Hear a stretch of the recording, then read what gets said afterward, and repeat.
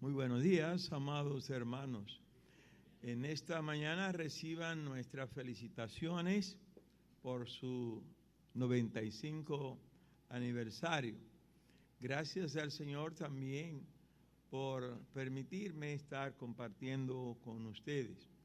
Esta vez, pues, me acompaña José Alberto.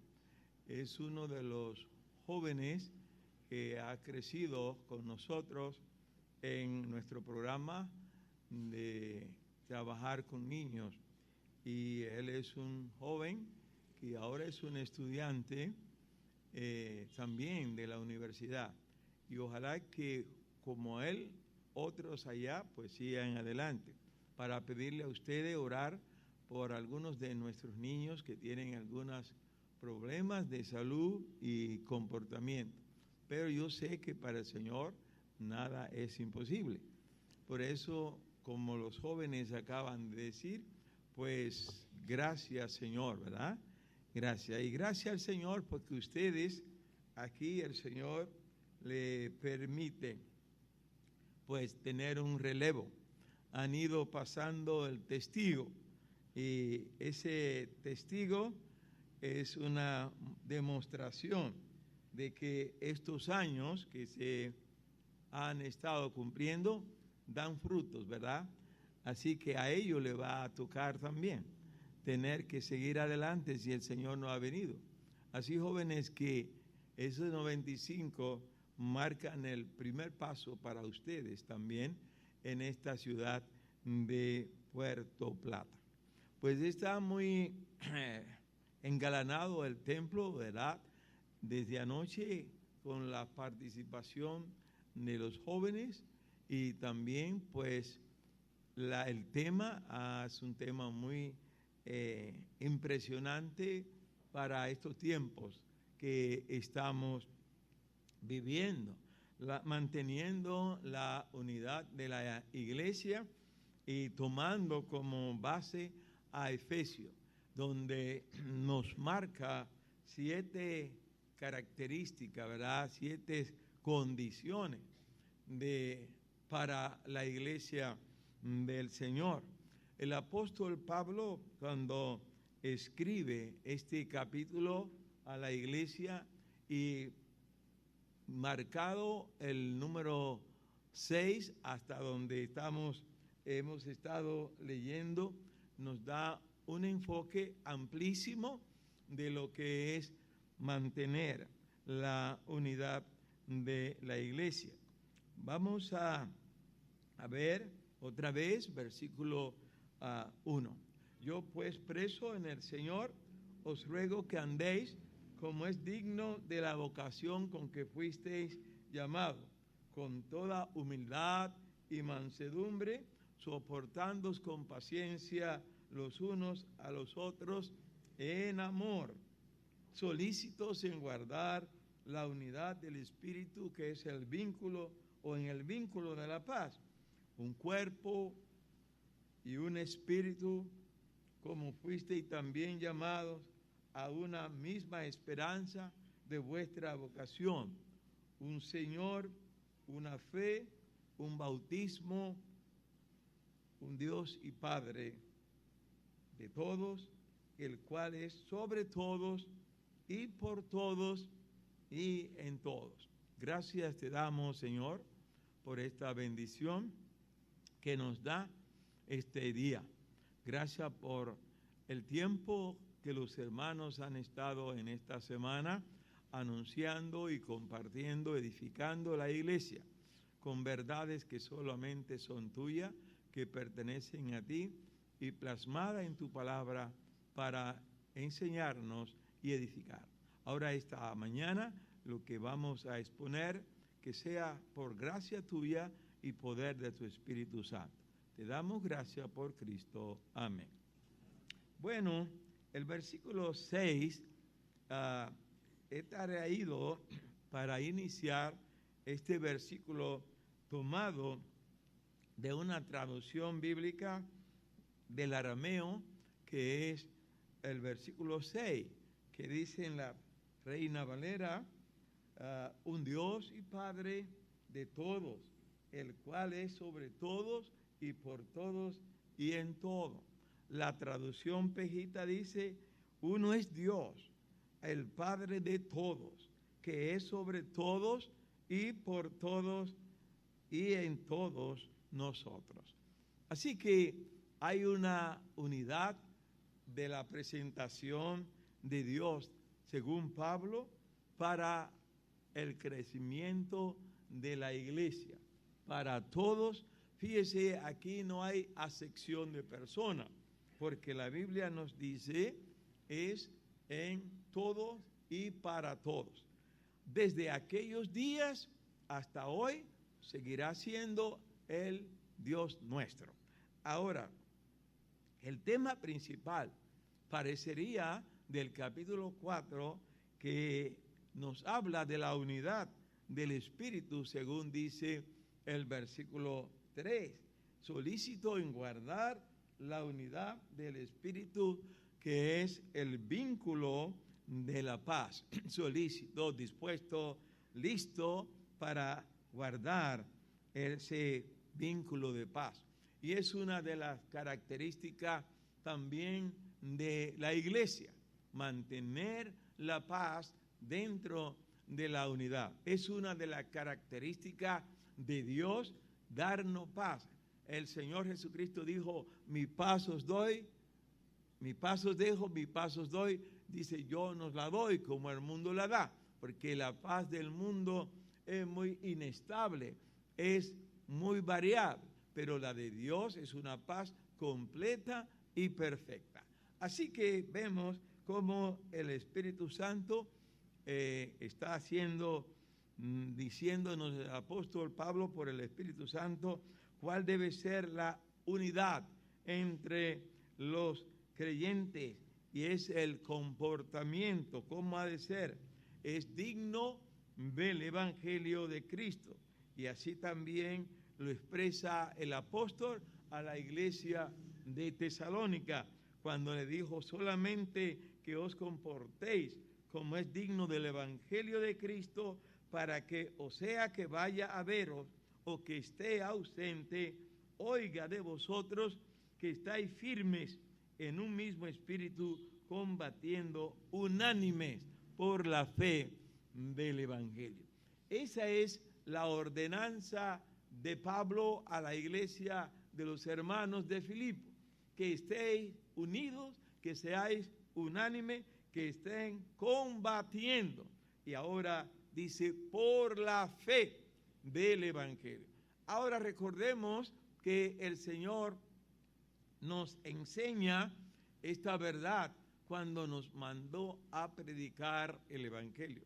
Está diciendo, id, y ese id es un mandato, es una acción, pero dice, yo no le dejaré huérfanos, yo estaré con vosotros también para siempre. De modo que la iglesia del Señor estará conformada siempre por el vínculo de la unidad, por el vínculo de la paz, pero también con la presencia continua del Señor al lado de la misma.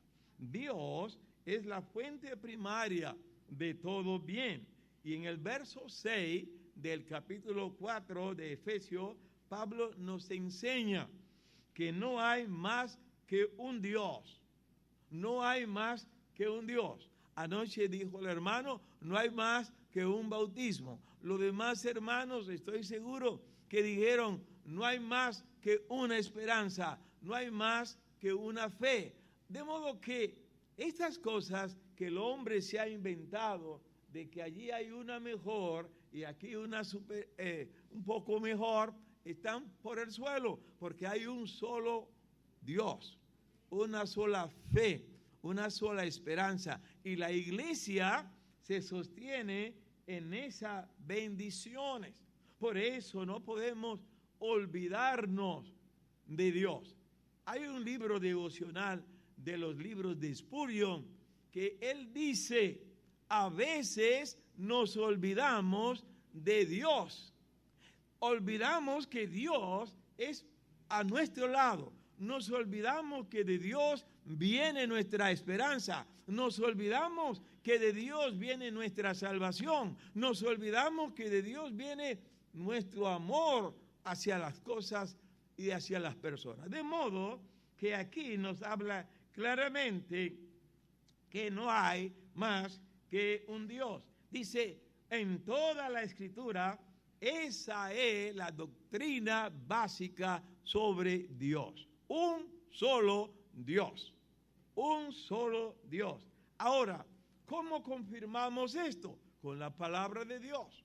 ¿Dónde? En el Antiguo Testamento, por ejemplo, Deuteronomio 4:35, dice, a ti te fue mostrado para que supiese que Jehová es Dios y no hay otro fuera de él. Hermanos y hermanas, pueden venir muchas personas y hablarnos de otro Dios. Y Pablo dijo a los Gálatas que si alguno viene anunciando otro evangelio diferente del que es anunciado, ténganlo como ¿qué?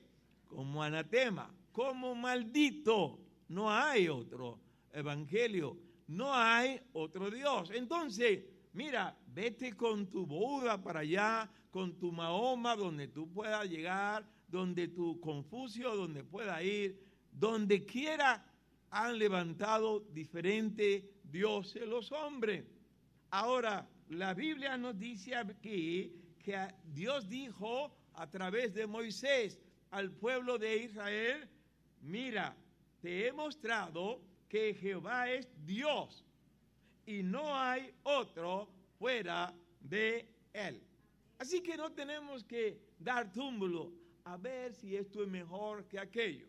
Mire, Deuteronomio 6:4 dice, oye Israel, Jehová nuestro Dios, Jehová uno es.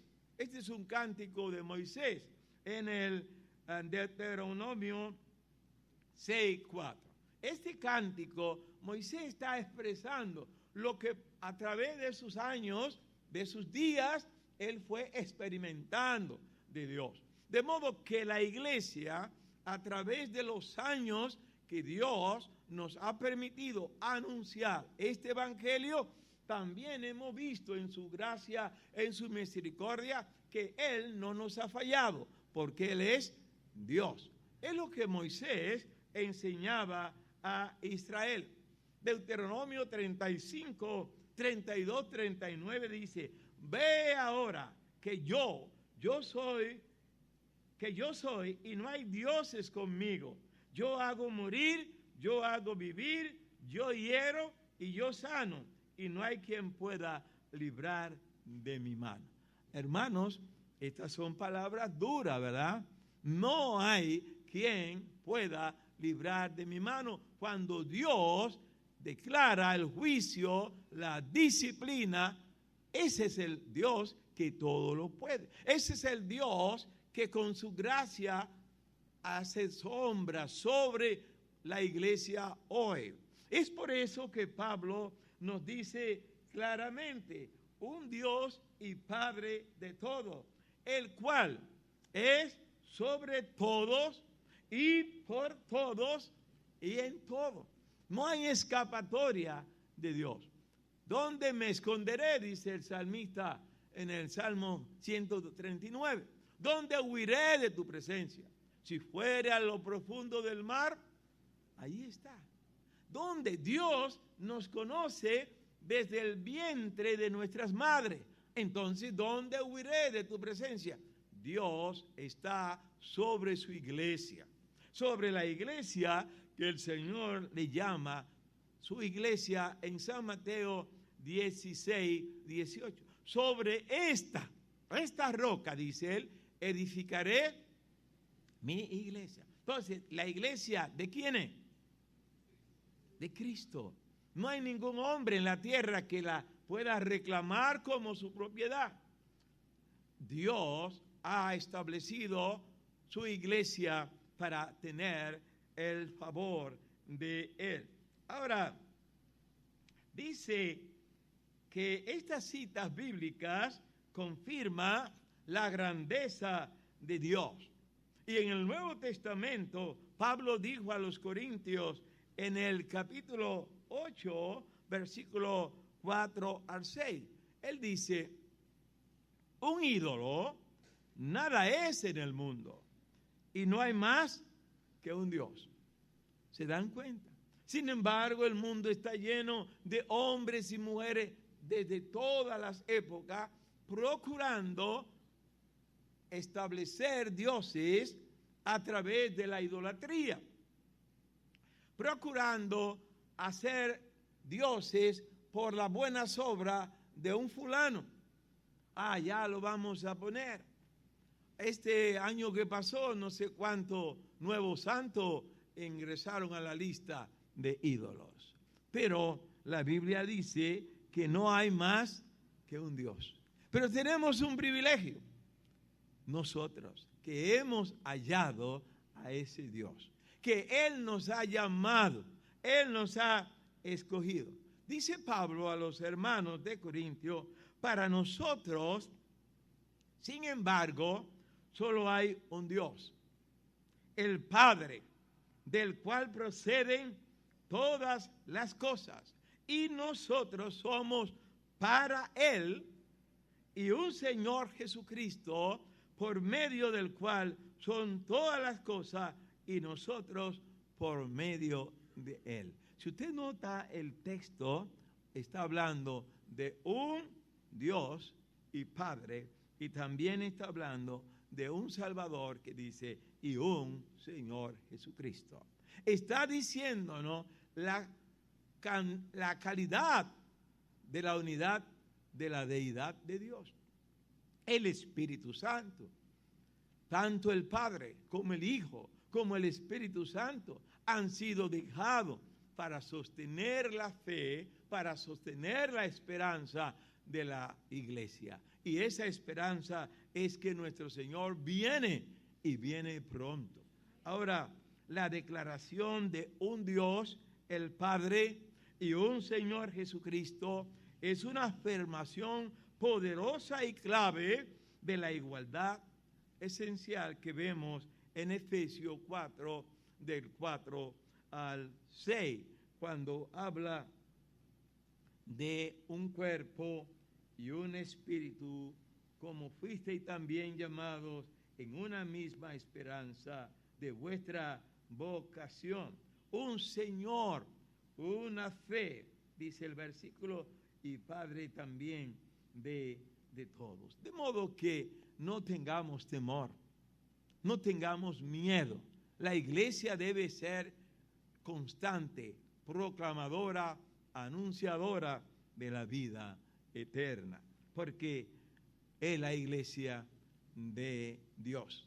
Dice que Dios a esa iglesia de Él la protege porque le pertenece a Él. Porque así como Israel es pueblo de Dios, la iglesia también lo es. Propiedad de Dios. Porque Él, ya como mencioné, Mateo 16, 18, Él dice, mi iglesia.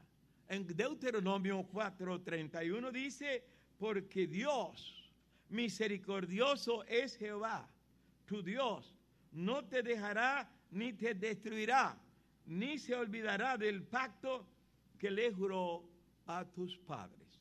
Dios no olvida sus promesas. Dios no olvida sus pactos. Yo tengo una pequeña anécdota de un hermano que es anciano en nuestra iglesia. Cuando él, esto lo contó él, que cuando él estaba pequeño, andando así en Monteplata, él tenía unos pantalones, un niño, y yo vi que su pantalón estaba un poco raído. Y yo lo vi y le dije, oye, ¿y ese pantalón así? Y él entonces se le dio como un poco. Dije, no te apures, le dije yo, para arreglar la cosa. Yo te voy a regalar uno. Ya es un anciano en la iglesia, yo no le he regalado el pantalón. Entonces, hermano, yo olvidé la promesa. Yo la olvidé. Y me dio pena porque él lo dijo un día en el culto, en un público, ¿no? Ay, yo dije, oye, Entonces, hermanos, las promesas de nosotros se olvidan, pero las de Dios no se olvidan. Así que la iglesia, tanto la iglesia local, anoche hubo una definición del hermano Francisco La Cueva de lo que él entendía por una iglesia local. Ahora, esta iglesia local está bajo el sustento ¿de quién? De Dios. Esta iglesia aunque la ciudad le dé un nombre, como le dan en Monteplata, y le preguntan, ¿y tú conoces la iglesia evangélica? ¿Sabes lo que ellos dicen? Ah, sí, la iglesia de Ramón Prensa. Y yo me pongo así. Yo no tengo iglesia. En Puerto Plata, ah, sí, la iglesia de mi territorio. No, la iglesia es de Dios. Solo somos vasija, instrumento. Dios usándonos para ser proclamadores de su evangelio, y Dios establece la misión formando una iglesia por los miembros. Ahora, Primera de Timoteo, Pablo escribió, dice, para que si tardo sepa cómo debe conducirte en la casa de Dios, que es la iglesia del Dios viviente. ¿De quién es la iglesia entonces? Del Dios viviente. ¿Y qué es la iglesia en ese texto? Columna y baluarte de la verdad. Esa verdad es de Dios. El baluarte es de Dios. La columna es de Dios. Nosotros estamos bajo estas paredes en esta mañana y estaremos aquí hasta que el Señor venga por nosotros. Columna es el sostén. Dios es el sostén de la iglesia, donde quiera que esté. Dios es baluarte de la iglesia y de la verdad que proclama la iglesia, porque el baluarte no es más que la fortificación de la obra, la fortaleza de la obra, el estandarte, el que proclama. Pero la iglesia tiene que decir la verdad. Jesucristo es el camino, la verdad y la vida. Nadie viene al Padre sino por Él. Entonces, cuando el hombre, la mujer se convierte, decide reunirse en un lugar como este y comienza a ser parte de la iglesia que Cristo establece. Se constituye como en Hechos, piedra viva del edificio de Dios. Ahora, en Hechos 20, 28, la Biblia dice, por tanto, mirad por vosotros mismos y por todo el rebaño en que el Espíritu Santo os ha puesto por obispo para apacentar la iglesia del Señor, la cual ganó con su propia sangre. Si Él fue que la ganó, es de Él, no es de nosotros. Y Él la ganó pagando un precio, su propia sangre. La sangre derramada para salvarnos es la sangre que nos limpia, que nos purifica y que nos hace constituir como miembro y participante de su iglesia. Así que vemos que estas verdades están contenidas en su palabra en los versículos que ya hemos leído. MacArthur comenta del versículo 15 de Primera de Timoteo, capítulo 3, él dice, los creyentes son miembros de la familia de Dios. Y mencionamos ahí a Efesios 2:19 y Gálatas 6:10. En Gálatas 6:10, el texto dice, así que según tengamos oportunidad, hagamos bien a todos, y mayormente a los de la familia de la fe. O sea, fíjese cómo nos identifica a los miembros de la iglesia del Señor, familias de la fe. Somos una familia única, somos una familia establecida bajo los principios divinos, somos una familia cuidada. Ahora, en 2:19 de Efesios dice aquí, así que ya no soy extranjero ni advenedizo, sino conciudadanos de los santos y miembros de la familia de Dios. Ah, hermanos, qué bendición ser miembro de la familia de Dios. ¿A cuánta gente en el mundo no le gusta decir que son parte de la Casa Blanca en los Estados Unidos? ¿A cuánta gente no le gusta decir que son parte del reino de Inglaterra y de otro reino?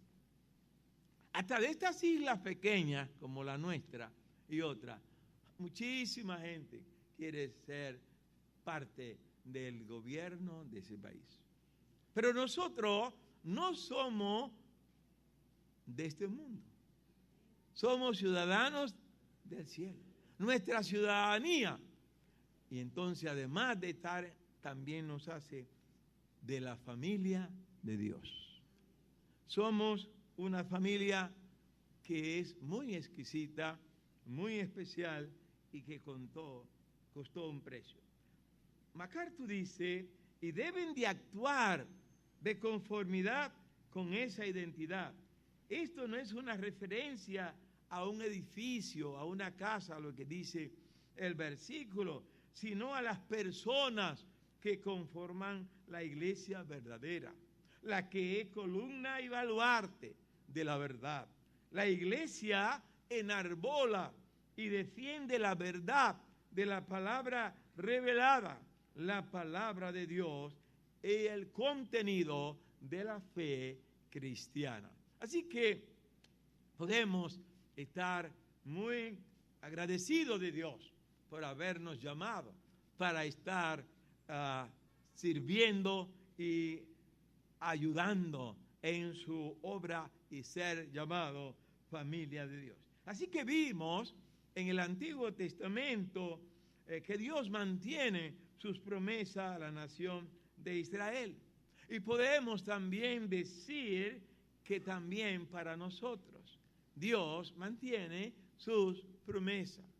La Biblia en Isaías 42:8 dice que solo yo Jehová, este es mi nombre, y a otro no daré mi gloria, ni mi alabanza a esculturas. No debemos dar la gloria a nadie más en la iglesia que no sea Dios. No debemos enfocarnos en personas o en objetos o en cosas en la iglesia del Señor, nada de eso. Pero sí puesto los ojos en Jesús, el autor y consumador de la fe. Amados hermanos, Dios es fiel cumplidor de su pacto. El versículo 12 de Isaías 42 también dice, den gloria a Jehová y anuncien sus loores en las costas. O sea, extiendan su mensaje, proclamen su mensaje, lleven su mensaje. Pero ¿quién es que está llamada a hacer eso? La iglesia del Señor. Así que esta es una parte importante y saber que Dios está a nuestro lado. En Isaías 48, 12 dice, óyeme Jacob, y tú Israel, ¿a quién llamó? Yo mismo, yo el primero y yo también el postrero. Está diciendo, yo estoy contigo cuando te levanta, cuando camina, cuando duerme, cuando trabaja. Por eso no podemos olvidarnos de Dios. La iglesia en su trabajo, en su proyección del evangelio, puede usar estrategias, pero no olvidarse que el mensaje es de parte de ¿quién? De Dios. Que somos solo instrumentos, pero el mensaje es el de Dios, porque Dios está a nuestro lado. Y esto lo dijo Isaías a Israel, a la nación, cuando fue reprendida por su infidelidad. Hermanos, procuremos con la ayuda del Señor a que nuestra iglesia, nosotros como miembros de la iglesia dispersa en el mundo y de la iglesia local, nosotros demos su palabra, esa palabra que Dios nos ha dado para llevar el mensaje del Evangelio. Dios a Israel le dio muchas oportunidades de hablar de él. Y es por eso que el escritor de Hebreos en el capítulo 1 dice, Dios, habiendo hablado muchas veces y de mucha manera en otro tiempo a los padres por los profetas, en estos días nos ha hablado por el Hijo, a quien constituyó heredero de todo y por quien asimismo hizo el universo, el cual siendo el resplandor de su gloria y la imagen misma de su sustancia, y quien sustenta todas las cosas con la palabra de su poder, habiendo efectuado la purificación de nuestros pecados por medio de sí mismo, se sentó a la diestra de la majestad en las alturas. Pero hermanos, en esta escritura me está diciendo que la iglesia está representada con Cristo, por Cristo en las alturas, y que un día iremos a estar y estaremos allí siempre con el Señor. Ahora, ¿quién nos va a llevar allí? Dios, en su grande misericordia, por su gran poder. Así que es responsabilidad de la iglesia anunciar el programa de la redención de Dios para el hombre, dice Primera de Pedro, capítulo 1, verso 10 al 12, él dice, los profetas que profetizaron de la gracia destinada a vosotros, inquirieron y diligentemente indagaron acerca de esta salvación, escudriñando qué persona y qué tiempo indicaba el Espíritu de Cristo que estaba en ellos, el cual anunciaba de antemano los sufrimientos de Cristo y las glorias que vendrían tras ellos. A esto se les reveló que no para sí mismos, sino para nosotros, administraban las cosas que ahora os son anunciadas por los que os han predicado el Evangelio por el Espíritu Santo enviado del cielo, cosas en las cuales anhelan mirar los ángeles.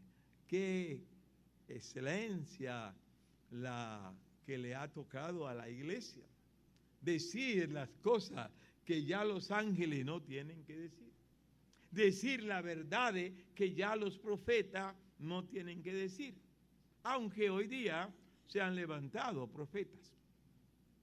Pero la Biblia dice, Dios habiendo hablado en otro tiempo, entonces dice, ha hablado por el Hijo y ha puesto en nosotros esa responsabilidad. Pero miren, hermano, este mensaje es que establece la unidad del hombre con Dios.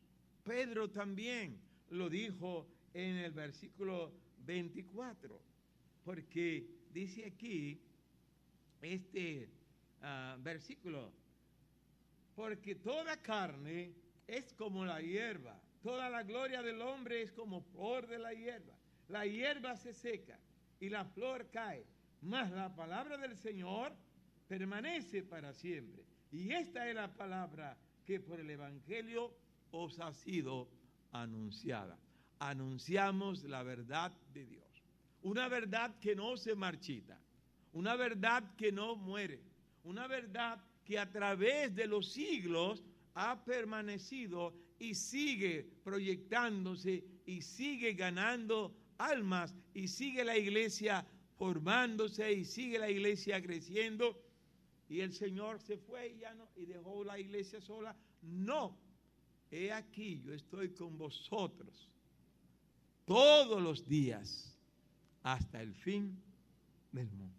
Así, hermanos y hermanas, que este mensaje es el que establece la unidad del hombre con Dios. En Efesios 5:8 nosotros encontramos que antes de ser unidos a Cristo, solo éramos tinieblas, pero por su gracia pasamos a ser luz en el Señor y debemos andar como dice la Escritura, como dice el verso, como hijos de luz. Ahora, el andar nuestro, ¿cómo se definía antes? Un andar de tiniebla. Eso era una vida sin Cristo, sin Dios, sin esperanza. Pero Pablo le recuerda aquí a los hermanos esto que ahora poseemos: esperanza, tenemos fe, tenemos a un Señor, tenemos un Dios que es Padre de nosotros, es Padre en todos y por todos. Quisiéramos avanzar y hablarle aquí de la vida de los primeros cristianos. Por ejemplo, en Hechos 2:36, 38, recordamos que Pedro dijo: sepa pues ciertísimamente toda la casa de Israel que a este Jesús, a quien vosotros crucificasteis, Dios le ha hecho Señor y Cristo. Hermanas, Dios ha hecho a su Hijo Señor y Cristo. Y este Hijo que murió en la cruz nos ha llamado por su gracia para venir al Padre juntamente con Él. Así que nosotros vemos que estas verdades que nos dice la Biblia por este apóstol, esta fue escuchada por el pueblo. Y ellos entendieron que Jesús es Dios. Cuando leemos en el versículo 38, él dice: y al oír esto, se compungieron 37 de corazón, dice el verso 37, y dijeron a Pedro y a los apóstoles: varones hermanos. Hay una pregunta ahora: ¿qué haremos? Si en esta mañana hay algún amigo aquí que ha estado escuchando esta palabra que le estamos diciendo, y yo sé que la está escuchando, usted puede hacer la pregunta: ¿y ahora qué debo hacer? Y la verdad de Pedro fue esta: arrepentíos y bautícese cada uno de vosotros en el nombre de Jesucristo para perdón de pecados y recibiréis el don del Espíritu Santo. Mire, amigo, cómo llega usted a ser insertado en la familia de Dios y cómo Dios le adopta a usted como hijo, y como hijo usted va a recibir inmensa, maravillosa, grandísimas bendiciones que vienen ahora. Estos hermanos del pasado, en Romanos 1:4 y en Primera de Corintios 12:13, nosotros entendemos que nos dice que la unidad viene de Dios, fue dada a nosotros por el Espíritu Santo. La iglesia, el cuerpo espiritual de Cristo, ha sido formada a medida que los creyentes son inmersos por Cristo en el Espíritu Santo. Cristo es el que bautiza, Él sumerge a cada creyente en el Espíritu en unidad con todos los demás creyentes. El bautismo en agua no es el que se refiere Pablo aquí, pues la señal de este simboliza muerte y resurrección, como se explicaba anoche. Apreciados hermanos, la teología sistemática de Wayne acerca de este tema de la unidad de la iglesia según nos enseña Efesios capítulo 4, del 1 al 6, dice, hay un fuerte énfasis en el Nuevo Testamento. En la unidad de la iglesia, la meta del Señor Jesús es que habrá un solo pastor. San Juan 10, 16. Y en primera de Pedro 2, 9 y 10, habla del pueblo de Dios. En Juan 17, 21, el Señor oró para que todos en el futuro también los creyentes sean uno, como tú, Padre mío, eres en mí y yo en ti. San Juan 17. Esto sería un testimonio, dice el Señor, a los no creyentes. Y de nuevo Cristo ora y dice, permite que alcancen la perfección en la unidad, y así el mundo reconozca que tú me enviaste y que los ha amado a ellos tal como me ha amado a mí. San Juan 17, 23. Somos amados por el Padre. Y el Hijo oró al Padre para que la iglesia fuera depositaria de esta bendición. En la primera carta a los Corintios, Pablo escribió diciendo, a la iglesia de Dios que está en Corinto, llamados santos que han sido santificados en Jesucristo, y a todos los que en cualquier lugar invocan el nombre de nuestro Señor Jesucristo, Señor suyo y nuestro. Así lo traduce la traducción aramea, Señor suyo y nuestro. Así que nuestro Señor está en medio nuestro. El Señor está en nosotros. El Espíritu Santo nos guía cada día a tomar decisiones. Y para mantener la unidad de la iglesia es un testimonio para que no existan divisiones y sea exaltado el poder del Evangelio. Con la unidad se exalta el poder del Evangelio, para que sean uno, para que el hombre conozca. En 1 Corintios 1:10 dice, os ruego pues, hermano, por el nombre de nuestro Señor Jesucristo, que habléis todos una misma cosa, y que no haya entre vosotros divisiones, sino que estéis perfectamente unidos en una misma mente y en un mismo parecer. Unidad perfecta. Unidad perfecta. Es una química que Dios inventó para la iglesia. Esa unidad es que, dice Pablo en la Reina Valera de 60, os ruego, yo le pido, yo le suplico, yo le imploro que sean de un mismo sentir, que habléis todos una misma cosa. Así que el Evangelio, hermano, no podemos estarlo de que variando para que diga otra cosa. Vamos a hablar el Evangelio de Cristo y es lo que la iglesia tiene que hacer.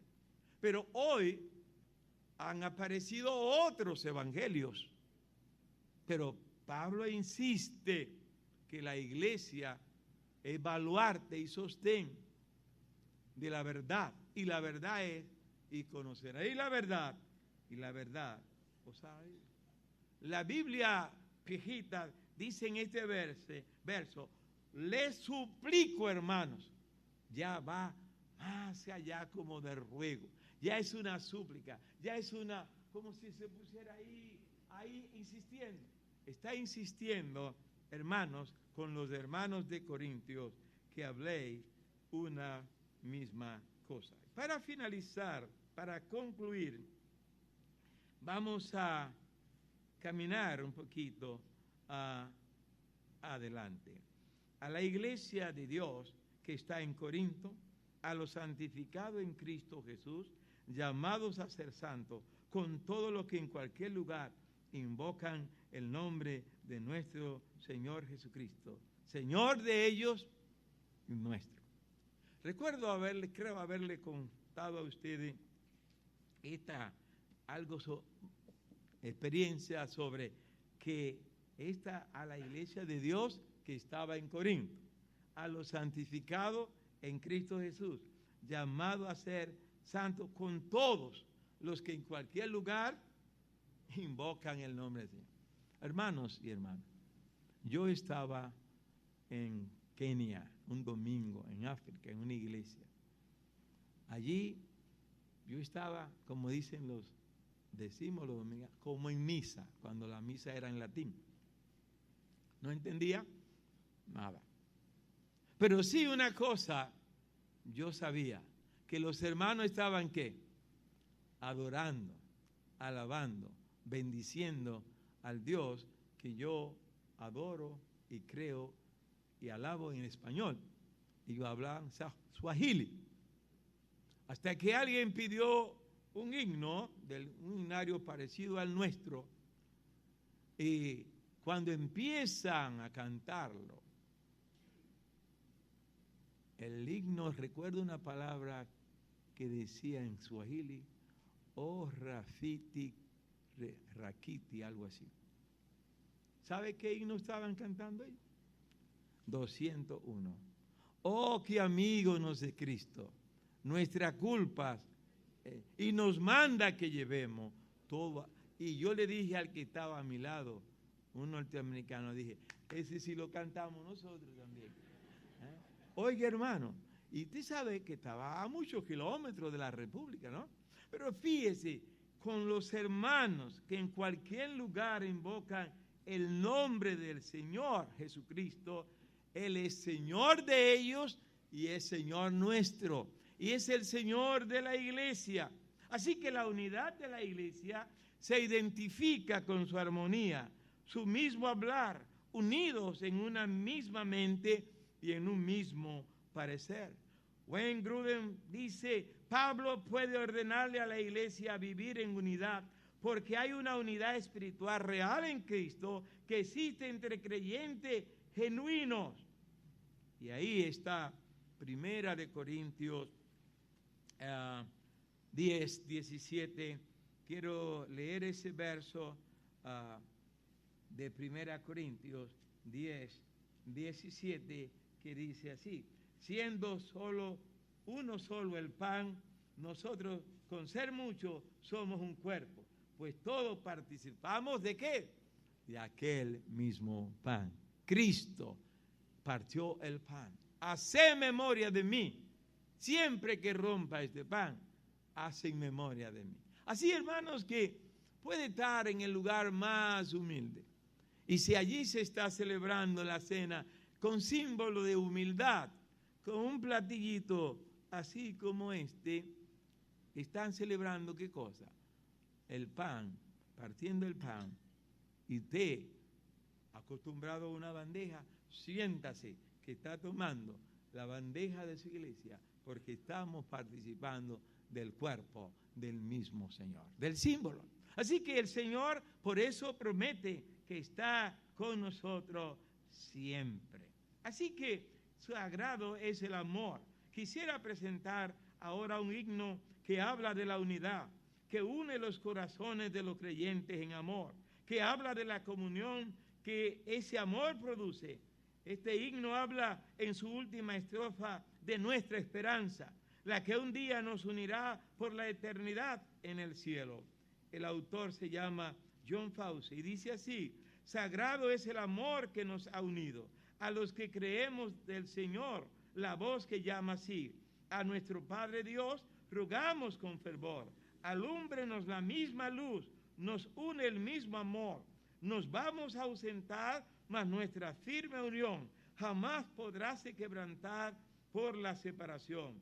Un día en la eternidad nos hemos de reunir, que Dios nos lo conceda, hará el férvido perdón. Está diciendo esta en línea, el calor del amor. Alguien escribió: usted y yo no tenemos que crear la unidad en la iglesia, porque ya está allí.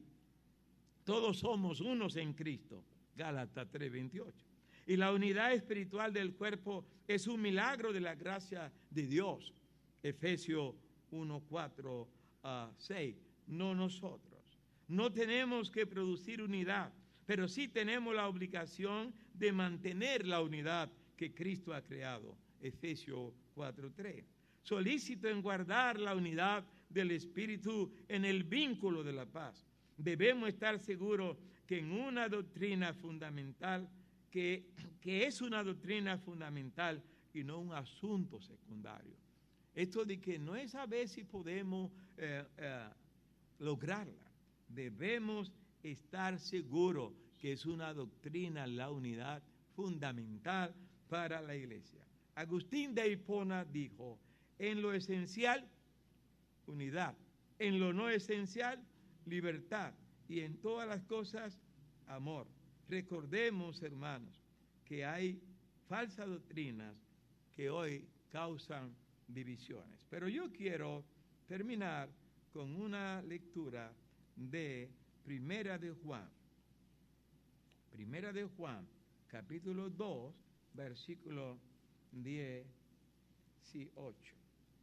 Hijitos, ya es el último tiempo, y según vosotros oíste que el anticristo viene, así ahora han surgido muchos anticristos.